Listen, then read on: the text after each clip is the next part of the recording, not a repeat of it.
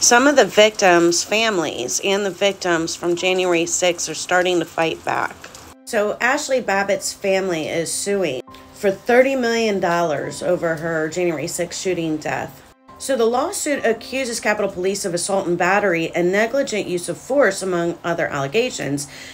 In the lawsuit, which was filed on Friday in federal court in the Southern California, Babbitt's family claimed that she was unarmed and had her hands in the air when she was shot by Capitol Police Lieutenant Michael Byrd. Ashley posed no threat to the safety of anyone, and she was ambushed by the officer, claims the family. The man who shot at her was not in uniform. He did not identify himself as a police officer and did not issue any warning before opening fire. Now, Capitol Police reported that an internal investigation had determined that Byrd had acted within the department's policy, had violated no laws, and would not be disciplined for the shooting. And the investigation also found that Byrd's actions had potentially saved members and staff from serious injury and possible death. Now, I wonder if the Capitol Police have a different set of standards that they have to follow, because it's my understanding, correct me if I'm wrong, that police do have to identify themselves and they do have to warn perpetrators before shooting. So there was some footage that came out that showed that Ashley Babbitt had punched a violent rioter who was breaking the windows in the face just seconds before she was shot. And here you can see her fist hitting the guy. And nobody really knows what her intentions were climbing through that window. And Ashley Babbitt's family is not the only one. Derek Vargo is another man suing Capitol Police for shoving him off a building on January 6th. Now, Vargo claims he is the man who was seen thrown from a high wall at the Capitol on January 6th by a Capitol Police officer. He says he was climbing the wall to fly his Trump flag after being inspired by another rally goer flying an American flag from a high-up perch. Watch this video and tell me what your thoughts are in the comments. Was this entrapment like he says? Was the death of Ashley wrongfully done because they were invited into the Capitol? On January 6th, I was a victim of Capitol Police brutality. They tried to murder me. Plain and simple. They did murder some other people, but they tried, and they didn't get away with it with me. I'm the only one that was attempted to be murdered that can speak for the other four. A lot of people thought he was dead, and a lot of people were wondering about the whereabouts of this person who I was hoping would come forward and go after Capitol Police for misconduct. So I'm so happy, Eric, to be talking to you and to finally get to meet you and for you to be able to tell your story. A lot of people, like I mentioned earlier, thought that you were dead because the fall you took was terrible, and it was really horrible what that police officer did to you when he threw you off the wall. So I want you to be able to introduce yourself and tell us your story. First off, starting with your name, who you are, where you're from, and tell us why you were there in Washington, D.C. that day. Okay, my name's Derek, and I was there on January 6th to watch my president give his final speech as the leader of the free world. And then afterwards, I started walking towards the Capitol with everybody else. And I picked up a Trump flag on the way, about 25 bucks. And as I walked over towards the Capitol, I start noticing, you know, they're throwing these pepper spray grenades. And the gates are gone. And I was just kind of looking around like, what's going on? And I walk up there, and one of the guys had climbed up a white, about 3 or 4 story makeshift building, and he was waving the American flag. And I thought that was awesome.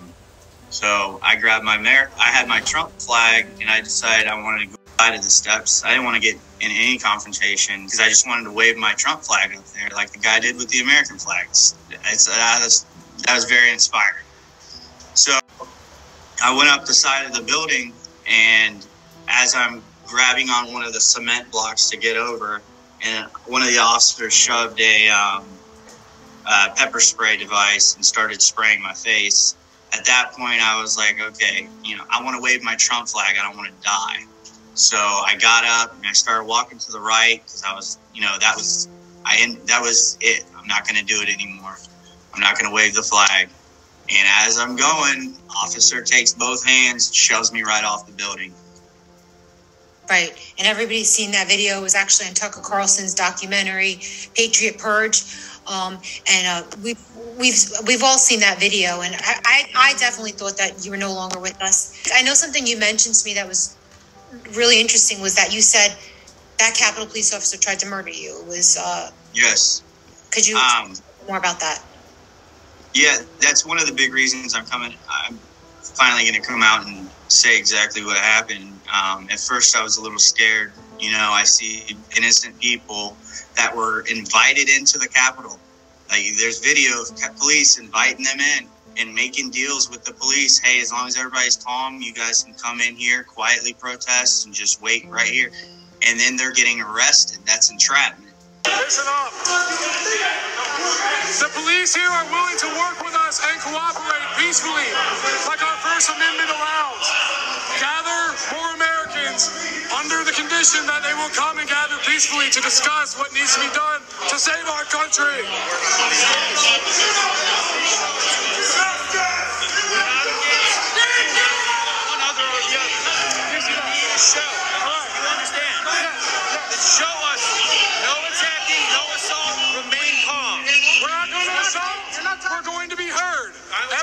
This must be peaceful.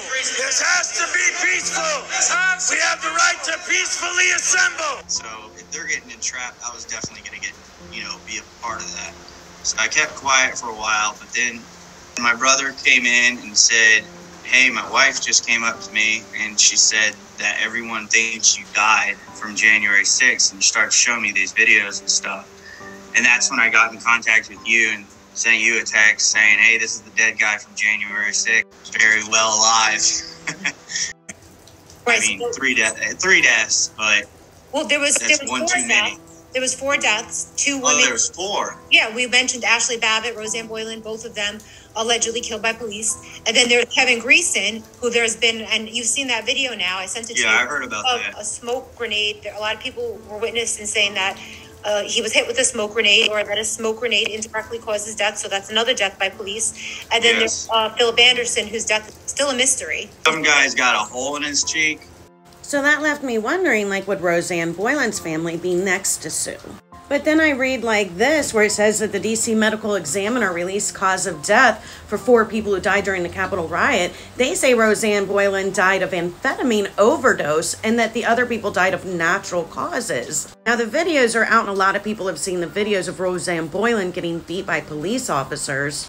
And I question the authenticity of the medical examiner. Who is this person? How do we know that we can trust them? How do we know they're being honest? And then the guy that was hit by the grenade, by the smoke bomb, they're saying he died of natural causes. And you can clearly see how the crowd is not being provoked, and then they're get a bomb thrown at them. A smoke grenade, smoke bomb, whatever. Why would police throw things like that at a peaceful crowd just standing there? And this does seem a lot like entrapment to me.